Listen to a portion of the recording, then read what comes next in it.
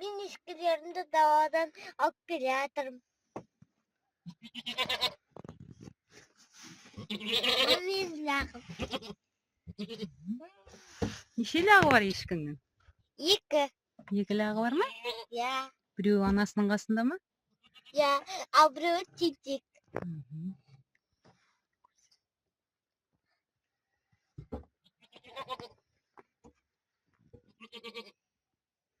Міне біз әкем екеуміз даладан ешкімізді алып келдік.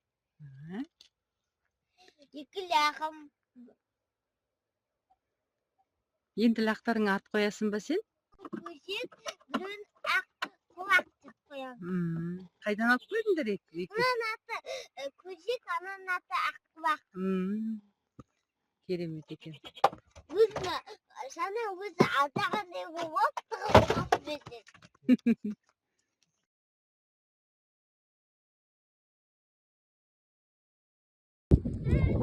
Сәлеметсің.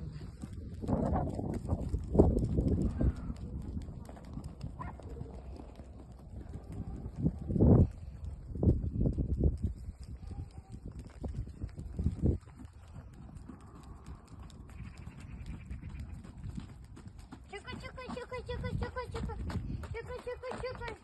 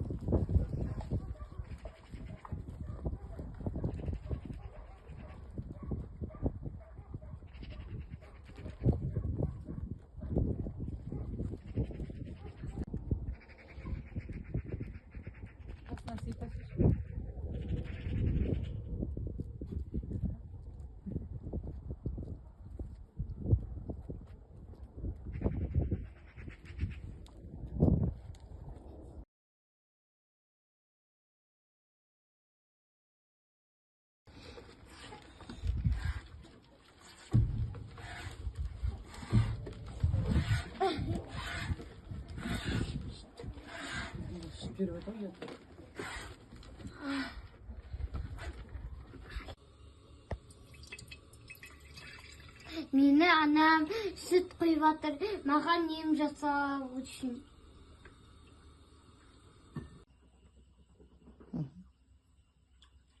Мен бұл сүтті стаканға құйылған ыссы суға қойып жұтып алам. Бұл ешкі сүті дәрмендігі маған күш қуат береді.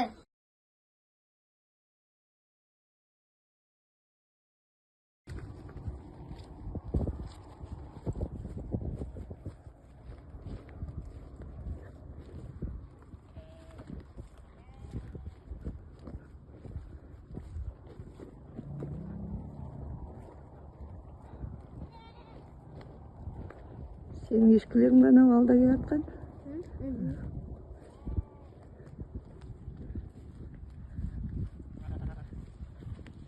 Жүр бер. Ассалаумалейкум, ата. Уағалейкум салам, рахмет болайын алайын. Ешкі малы туралы сізге сұрақ қояйын деп едім. Ешкі малы туралы сұрақ қойғанда енді ешкі деген ол енді не мал ғой? Жайлар, далада жүреді, мінезі құлқы дейсің. Оны бағым өте көп керек дейміз ғой, олай қарасаң. Қалай деп айтайын саған мен.